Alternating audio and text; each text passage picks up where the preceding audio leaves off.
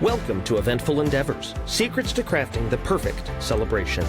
If you're planning an event and looking for useful tips from industry experts, you're in the right place. So get ready to take some notes and we'll dive right in. This is Eventful Endeavors.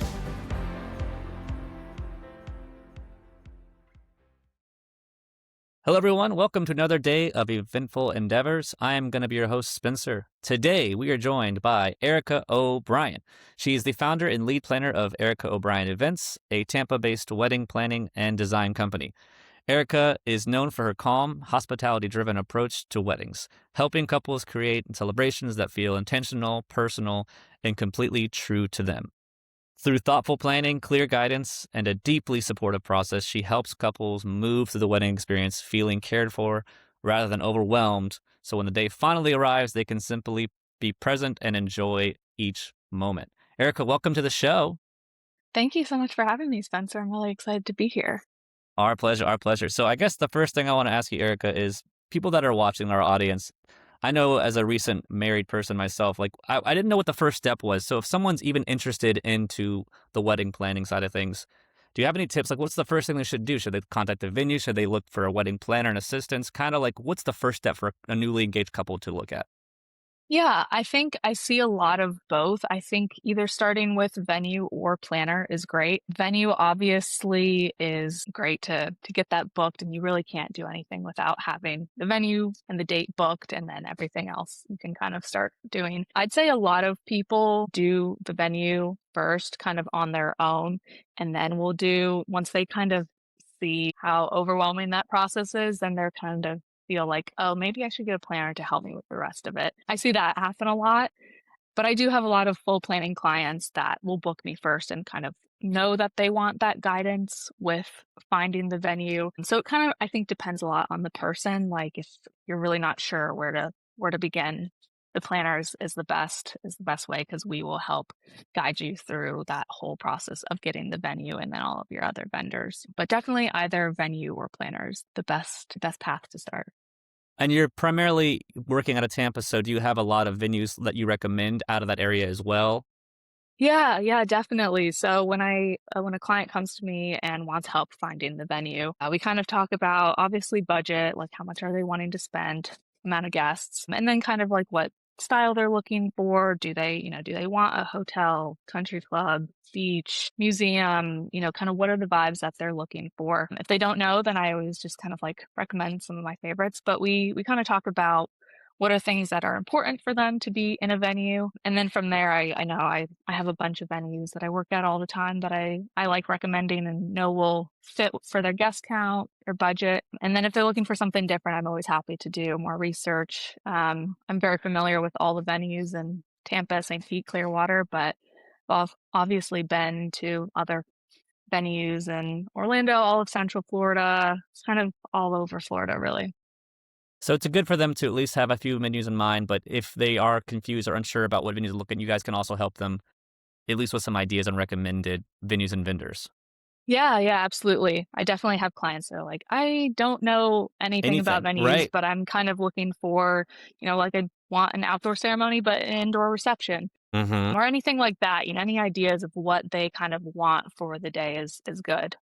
What are some trends? Like, are you noticing people are wanting more outdoor, more indoor style themes? Like, what have you been noticing lately that's been popular? Yeah, I think in Florida it's nice. I'd say outdoor weddings are, especially outdoor ceremonies at least, are very Sure. common because we have really nice weather most of the year. I mean, I don't do many weddings in the summer in general. I think most It's too planners hot. would agree with that. It's too hot, Yeah. rainy, hurricane season. I've done sometimes indoors, but it just gets complicated, I think, with the hurricanes. But yeah, I'd say a lot of people like outdoor ceremonies because there are a lot of venues with really pretty gardens. Beaches are always popular. And there's, it just makes for really nice scenery. I think also people kind of have ideas for how they want to decorate the reception, but for the ceremony, they want it just that natural beauty. So doing something in a garden is, just helps you not have to add much decor. So I'd say outdoor ceremonies are really popular. And then usually the reception is inside, which I I think outdoor receptions are beautiful too, but there's also more elements to that with wind and just kind of all the decor and stuff. You have to think differently for if you're doing that outside. A lot of unexpected things can arise, especially with Florida weather. You never know. Yeah, definitely. Are there any things where, let's say, they find the venue, new couples found the venue, they're looking into wedding planners now. Is there anything they should avoid, like something you should probably never try to do? I know, for example, um, obviously you don't want to book things like last second, but what's an obvious thing you're like, hey, try not to do this if you're talking to a new couple, perhaps? That's a good question. I think just in the planning process in general, and when it comes to booking vendors, I always tell because I have different packages and different kind of levels that I help them with. And so, but I'm always giving them at least some sort of guidance for booking vendors. I think the best advice I can give is to book vendors that you trust. And I think that is hard when, they're booking these strangers and they're paying them lots of money to be a part of the special day. But I think it's important for couples to have like a consultation with them, either in person, video call, something that helps them create that connection. Look at their work, look at their reviews, make sure that you feel that you can really trust this person. Because I think I've seen it in my couples and other couples, just with other vendors, that when they don't trust them, even if that person does really good work, if there's anything for whatever reason that they don't trust them, there's always that like fear and that doubt and insecurity that creates a lot of stress surrounding the wedding day. And so I think hiring good vendors that you can trust and you don't have to worry. And I will say booking a planner that you trust helps with that a lot, because we will help you book vendors that we know and love and trust. So I think it's nice for a couple, for us to be able to say, this person's going to do an amazing job. They're amazing. You have nothing to worry about. So that's a great point, building trust. But sometimes, it is hard to know whether you're talking to, I was going to say culinary, but I guess like a food vendor. Why can't I think of the Yeah, proper term right caterers. now? Catering. Thank you. Oh Yeah, my gosh. yeah. Catering or music or a DJ or a planner or a coordinator, which is also something I need to circle back to in a second. But when you're talking to those people, sometimes it's hard to gauge. I guess I have a two-part question. Number one, Mhm. is it important for the couple to have chemistry with the planner? It's great to have that, oh, this person sounds confident, but like, are there maybe perhaps like some red flags to be aware of, like when you're talking to a catering company or a coordinator or a planner, like to look out for, like, hey, if this feels off, like maybe listen to that. Like, what's something to kind of be on the look for? Yeah, yeah. I think it's important for them to have that connection with all of their vendors, but with like catering, for example, they're not really Yeah, going to meet the whole catering team. exactly. And with that, it kind of more just matters like, do you like their food? Do you know they're going to provide good service? Yeah. But definitely for vendors like planners, photographers, I tell my couples, we're going to be around you all day. Your Hmm. photographer is very much going to be your personal paparazzi all day. So you want to make sure you like them. You don't want to be annoyed by them. You want Right. them to make you feel comfortable. And so a lot of times couples have not been in that position where they're being photographed all day long. And some people get very overwhelmed by that. And I think the whole day itself can be very overwhelming. So you definitely want to be surrounded by people that make you feel very calm, relaxed, comfortable, excited. It's good to have photographers that kind of help bring up the energy, keep you excited. That makes for better pictures in general, and just kind of helps you be more calm. So I think for couples to trust their gut and their instincts, just how they feel on those calls or meetings with those vendors, just making sure that they do feel some sort of connection, because you are ultimately hiring a stranger, but planners and photographers especially, you want there to be at least some sort of kind of friendship or familiarity or just comfortableness. For other vendors, I mean, it's kind of hard to say red flags. I always say just go with your gut. I mean, if I think people can really tell easily if someone's just not giving good vibes, if they're maybe just telling you something that they think you want to hear. If something sounds too good to be true, it probably is. I think the best is to just go with your gut. Have you ever been able to advise perhaps like another vendor, for example, if you ever had a client where they're like, hey, we're hiring this photographer, but we don't know much. Have you been in a situation where you're like, you know what, based on what I'm hearing, I might try to look at other options? Yeah. I definitely have I have like a list of preferred vendors that I tell my clients, these are amazing vendors. I've worked with them a million times. I know you can trust them. They're going to do good work. They're going to provide all their products or services or whatever it is. And then, yeah, I have had some couples that, for example, if they hire me for coordination, they've kind of already hired most of their vendors. And I actually had one, I don't know, a year or so ago where they had hired a company that I had heard not great things about.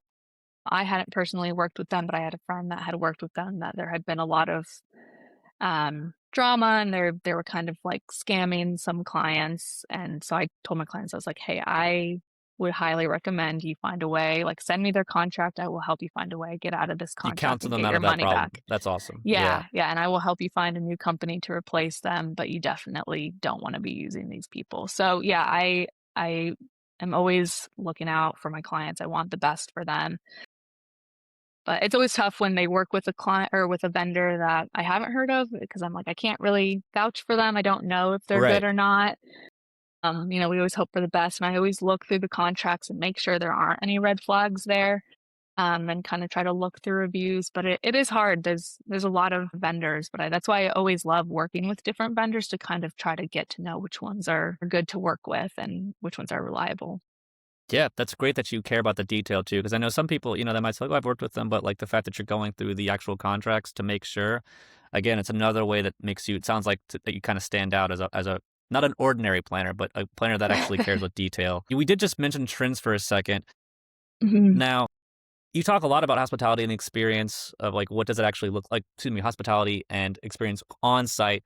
But what does that actually look like from your perspective when you're at a wedding? What does it mean when you're trying to create a wedding that feels intentional rather than just trendy? Because yeah, trends are cool, but sometimes they're not everything. Right.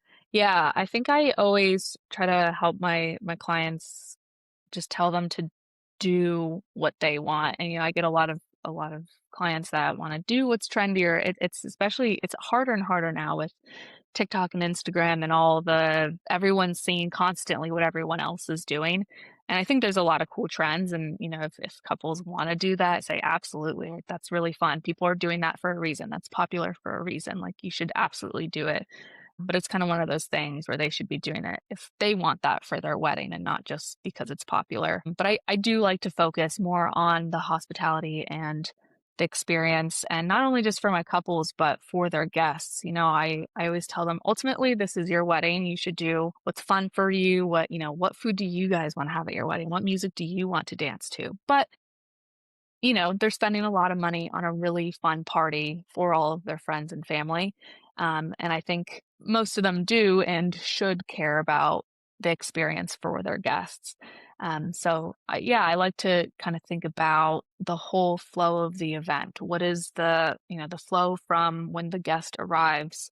Are they going to be waiting out in the heat? Do we have water waiting for them? Is there bathrooms nearby? What is the whole flow from ceremony to cocktail hour to reception?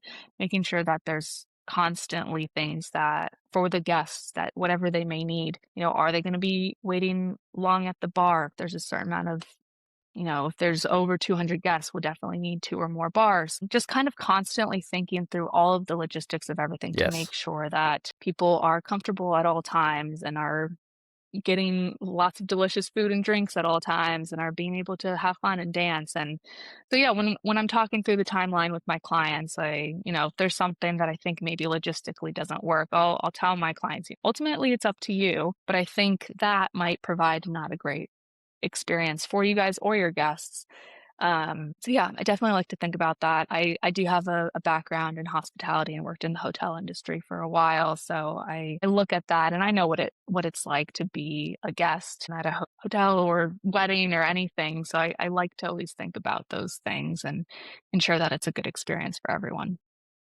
That's incredible. And I think if for a listener out there, like I think if I could tell you one thing as a recent marriage person, completely recently married person, it is so huge when your planner or coordinator thinks about those things, because some do Mm-hmm. not. Some just go, oh, we're doing the ceremony here and they're arriving at 12. Like, I don't have to worry about anything else. And that's not the case. Like you said, is there Right. water?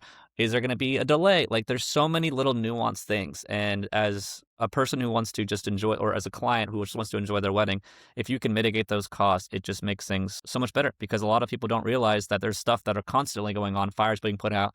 And I always feel like a good Yeah. wedding planner is like a great waiter, because they're there, they're happy, they get the job done, but they're also like gone. Like they're a phantom. Like they're there when they need to be there, Right. and they're out of the range when they're not to be there. And the food's hot when it just it flows. You have no Yeah. idea what they might have been doing in the back, but that's good. That's the whole point, is the illusion that everything's going smooth at all times.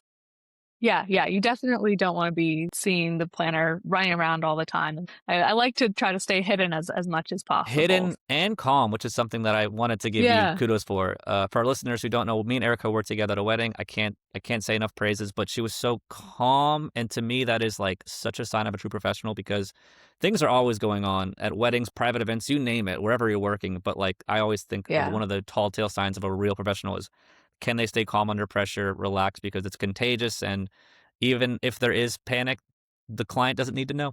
You know what I mean? Like, they just right, need to stay yeah, calm. yeah, I appreciate that. Of Yeah, thank course. you. Something that confused me when I was first getting into this whole wedding industry as a performer Hmm. is, I don't know if everyone knows the difference. So if you can explain this, I think that'd be great. The difference between a coordinator and a planner and a day of coordinator. These are three big things that I think people need to understand.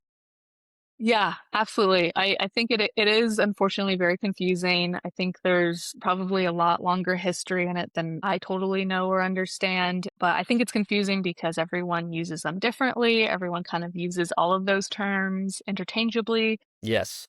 The way I like to explain it, I think day of coordinator was used to be very common. I think most planners would agree that we're kind of trying to do away with that term, because a day of coordinator isn't um it's not really realistic. Like, a person couldn't come in the day of, know everything that's going on, know all of the vendors, be able to execute a wedding well in one day. I think the idea of that came from just being the person to for the clients would plan the whole wedding themselves, and then there would be a person on the day of to kind of execute the wedding and help make sure everything goes well. But we kind of now just have the terms coordinator and planner. So coordinator really is that kind of like, and again, there's still a lot of terms with day of coordinator, month of coordinator. I've even stopped using month of coordinator, because when I am doing coordination for my couples, I'm still helping them more than a month out. But I think ultimately, coordinator is more just someone who is not doing all of the planning. The couple is booking all of their vendors and communication with all of their vendors for, the year and a half, however long that they're engaged. And then the coordinator kind of comes in, and that's where it's confusing, because it's different for every planner. Coordinator kind of does it differently. I personally kind of step in 3 months before and start contacting all of the vendors, confirming details like when are they going to arrive. Just kind of, I think coordination is taking all of the work that the couple has done, all the plans, and confirming everything, making sure, okay, this vendor is going to be here at this time, this vendor is going to do this. Just making sure that everything is good and set and in place, and the wedding is going to happen the way that the couple planned for it to happen. Planner really is with and again, that's also, there's kind of, most planners have like partial planning, full planning. And so it's just different levels of service really, but it's helping the clients through that, booking the vendors, being in communication with the vendors, helping them with, some planners, including myself, do design. And so there's kind of different levels, but I'd say you can just think of a planner as someone who's doing more of the planning of the wedding, and the coordinator is kind of stepping in a little bit closer to the wedding to help coordinate the wedding. Are you, when someone hires you, I know there's different packages, which you mentioned a little bit earlier. Are you Yeah. typically being hired as the planner and the coordinator? Because I know when we were together, you were kind of doing both. Yeah, so for that wedding that we did, they had hired me just as kind of like a month of coordinator. So that was my coordination package that they had hired me for. So they had booked all their vendors, they Right. had signed all the contracts, done all of the planning before, and then we kind of had just a few meetings, a few months leading up to the wedding. That's when I kind of got in touch with you guys and all other vendors, confirming when everyone was going to be arriving, making sure everyone bringing what they had and just kind of confirming everything on the contract to make sure everything was set. So I mean, I call myself a wedding planner, but I have like a coordination package that people can do if they don't want that partial or full planning. And on those days, you are typically the main point of contact, usually before the event, correct? Yes, absolutely. Yeah. Yeah. No matter what the package, coordination or planning, I am there the day of. I'm the main point of contact. I'm who all vendors should be in touch with You're to there for the to get in whole contact. overall planning process, essentially. On the day of, yeah, Yes. yeah, no matter what, yeah, I'm always there the full day of the wedding. Yeah. One of the things that I want our listeners to know is, especially if you are looking at a planner or coordinator, my biggest piece of advice is pick one that communicates consistently.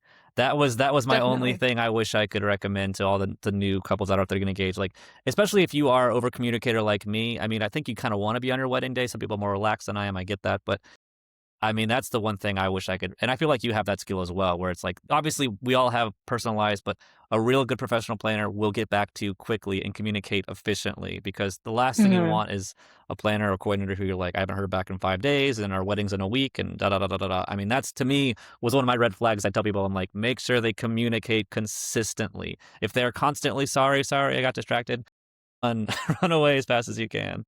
Yeah, yeah, communication is definitely a big thing, and it's always, I think, among all vendors, it's very important. But I think that's why a planner is so important to help you through that whole process. Because I would say for a lot of other vendors that the communication is hard. And unfortunately, I mean, fortunately for them, are very busy, but kind of unfortunately for the couples, it can often be very tricky. I know, like, I'm constantly following up with vendors trying to get answers, trying to, get contracts and all those things. And it's unfortunate, but it is kind of just how it is. A lot of vendors, even great vendors, they're busy, they're doing a lot of things. It is Yeah. very hard to have that communication. And obviously any vendor that has better communication is someone I would prefer to work with.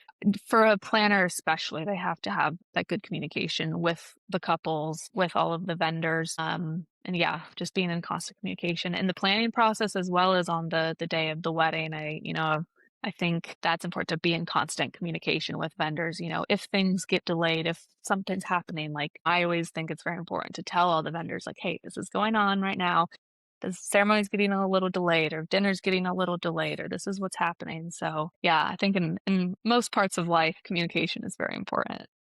Are these the same skills, for example? So, like, is this the strategy that you use to keep everything on schedule? I know when we were together, you had this awesome iPad that just had like everything mapped out. Look at the timeline. I was like, oh, thank you. This is so nice. But hey, is that how you kind of handle those unforeseen challenges during an event? Or like, what is your approach to those last second changes or requests that happen the day of the wedding? Yeah, there's a few things that I do to try to mitigate that. I definitely try to build lots of cushion into the timeline. Ooh, okay, that's good. So especially with transportation, that's something Yes. that's very tricky, and you really just can't know exactly how long, with traffic and lots of there's just so many factors that are unreliable, and you just can't really determine. So I do try to build lots of cushion into the timeline. My couples will sometimes be like, "Why does this dance say it's 5 minutes?" I'm like, well, obviously, the song is only 2 to 3 minutes, but we say 5 minutes because there's the intro, there's Huh? people clapping, there's just things that happen. So I always give a little cushion. I kind of, for things that are really only like 2 to 3 minutes, I usually say are going to take 5 minutes. For things that are maybe 5, 6, 7 minutes, I say are going to take 10 minutes. Absolutely. For transportation, there's more cushion built in. I definitely just try to kind of help build that cushion into the timeline so that if things do run a little bit behind, we're not super behind and we're usually still right on time. On the day of as well, I kind of try to always be in that constant communication with vendors, always like prepping them, being in touch with the musicians or the DJ, being like, okay, we're about to do this. When we're about to start speeches, I go around to anyone giving the speech and the bride and groom or the couple and tell them, hey, we're about to start speech. Make sure you're ready. Make sure your parents are there. Um, Kind of just always A in lot of prepping. communication. Yeah, Yeah, a lot of prepping so that when it's time, we can go ahead you're and good get to go. started and we're That's the not secret waiting sauce. around. Yeah, No, I think that's amazing. definitely. It's so nice, especially when you are like the groom or the bride, like you're kind of in the moment, but when your coordinator does show up and go, "Hey, just heads up," like to me, it's just it's all good stuff. It's never annoying because it's like, "Oh, great, now I'm ready," versus, where is the coordinator? What are we doing next? Blah blah blah. Those little that prep goes a long way. Yeah, Well, how long? absolutely. How? What's your availability? I guess right now, like how far in advance are you booked? Is there a prime booking time for Erika O'Brien events? I am pretty booked for the rest of this year, but I do still have a little bit of availability towards the end of the year. I've started already kind of booking into spring, early 2027. spring of Wow, 2027. that's wild. I don't think I have anything yet for fall or winter of 2027, so that's pretty wide open. But yeah, I'd say like some of those coordination clients will kind of book a little bit closer to, but I have started getting more full and partial weddings that do technically book like a year and a half out. I don't like really Yeah, booking anything more than a year and a half out just because it's very um and there's a lot can happen in that time. But yeah, absolutely. about year and a half is a great time to book. Well, now we can switch to just more sort of fun. I don't want to call it speed round question, but just like fun questions. For example, what's something you work in weddings all the time, like, and you also got married at a very young age. So I'm Yeah. curious, with your perspective now, would you go back and do things differently with your own wedding? Number one, and number two, what is something that still gets you emotional at these weddings, if there is anything? Yeah, yeah, absolutely. With going back and doing something differently. If I were to get married now, I would definitely do something differently. But yeah, I got married 8 years ago, so it's definitely a different time back then. And I Yeah. was I was very young. I was 18, 19 when I was planning my wedding. Wow. I was doing that largely with my mom, which I loved, but I always give the advice for the couple to do it more together. Not that you can't have involvement from your parents, especially if they're helping to pay, but I do wish I had gotten my husband more involved because he wanted Sure. to be involved, and I always love to see that when both couples like they want to be doing all the planning. I see a lot of grooms actually that love to help with the planning, and I always like to see that because it's both of their days. Everyone talks about, oh, it's the bride's day, it's the bride's day. It's both of your days. You're getting married. It's your day. I love seeing that involvement from both people. And so I do. I feel bad. My husband knows, but I do wish that I had kind of let him into more of the planning. And so we're actually planning our 10-year vow renewal right now and kind of planning it Cool. together. That's So beautiful. that'll be fun. No, I loved our wedding. It was perfect for where we were at the time, but it was a long time ago. So I'd probably do things differently. But for things that give me, I am a very emotional person. So yeah, I cry at almost every wedding. Definitely vows always get me. I Yeah. love hearing the vows. Those are always so emotional and beautiful, and just when they're like raw, I love that. There's so many things that I love about weddings and the wedding industry, but I obviously love the love. So anytime that is like so clearly shown is a beautiful moment. Oftentimes the parent dances or even their first dance and speeches, all of those kind of like very personal raw moments get me emotional for sure. Is there, I guess, is there a moment or some sort of moment that has happened where you just like reminds you? Because obviously, it's not an easy field to be in, that's for sure. A lot of stress, a lot of stuff to keep, in your mind, juggling constantly. Is there Mhm. is there something that makes you feel fulfilled as a planner that you're just like, man, I love this job. Something reminds you of I love what I get to do this for a living. Yeah, I think there's a lot of things, and I always try to think about them when I am having those kind of rougher Longer days. days or Yes. lots of stress. And people always ask me, how do you do it with all the stress? And Right. I think it's like any job. It's not going to be perfect. It is very stressful. There are moments that I'm like, why am I doing this again? Sure. And Sure. am I good at this? Should I be doing Yes. this? Imposter There's syndrome. always there's a lot of that. But no, I just love it. I love building those connections with my couples. I love seeing all of their ideas come to fruition. I think room reveals are one of my favorite moments too. When I let them come in and see the reception room for the first time and all these ideas and thoughts that they've had for so long and all the planning and time and stress and everything that has gone into it for them to kind of see it, and just you kind of see all the stress and the relief fall off their shoulders, and they're Uh-huh. just so excited and happy. And I think there's just a lot of stress and emotions with the whole planning process.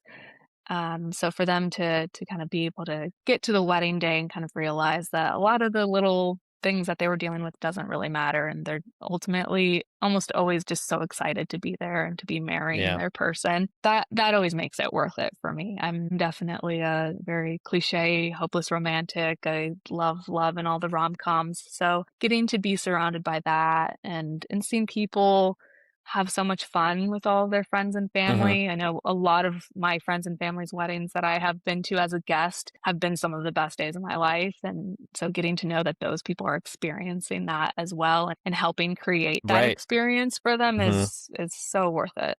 Yeah, that Yeah. sounds really fulfilling and awesome. Yeah, Well, I know you're on definitely. social media. It's the same. I believe it's the same handles. You got TikTok, Facebook, Instagram. It's all or just Erika O'Brien Events. Yeah, just Erika O'Brien Events, Erica with a K. So ErikaObrien And events. Yeah. what is the easiest way? What's the best way to a couple? Hey, you were interested in learning more about Erika O'Brien Events. Should they go onto their website? Should they fill out a questionnaire? What's the best way for them to contact you? Yeah, definitely to go on my website, and I say to peruse my website because I have a lot of information on there. I have a little bit about all of my packages and my pricing all on there. I like to be very transparent because I know people are kind of like price shopping a lot, but I have a lot of really helpful information about my processes, about me, pictures about a lot of weddings that I've done. So I think it's really good to go onto my website, look at all of that, and then I do have an inquiry form on there where they can put in all of their information, and that's definitely the best way for me to get in contact with them. Great. And to celebrate, I know since you're being a guest on our podcast, you guys are offering a 10% off of any wedding planning package. Yeah, yeah, absolutely. Yeah, for anyone listening, just if you inquire through my website, let me know that you listen to this podcast, and if you book, you'll get 10% off of any package you book. That sounds awesome. Well, Erica, Yeah. it has been an absolute pleasure. For listeners, definitely look up Erika O'Brien Events. It's one of the things I tell all of my friends that are newly engaged. If you can, get help. It makes things so much easier, especially professional that can help you enjoy the process versus dreading it. That's the one thing. I had a beautiful wedding, don't get me wrong, but I wish I had a planner, to be honest. Yeah. Yeah. Any other shout outs you want to include or plug at the end of our show today? No, I don't think so. Thank you so much for All right. having me. It was Our so pleasure. fun working with you at that wedding, and it was great to be on here. Thank you so much. Awesome. You're very welcome, Erica. Thanks for being on the show. And our friends, we'll see you on the next episode of Eventful Endeavors. Goodbye. Bye.